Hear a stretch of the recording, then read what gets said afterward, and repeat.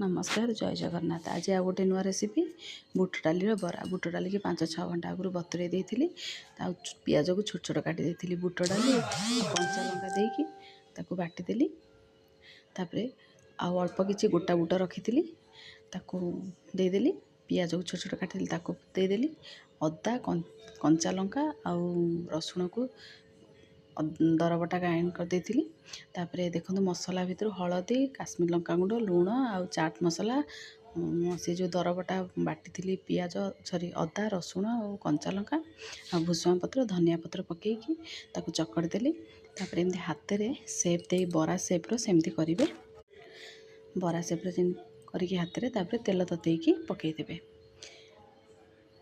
ताकू medium flame आगे high flame रे छाड़े मीडियम फ्लेम करदेवे। एबे आम रेडी हो गला बुट डाली बरा।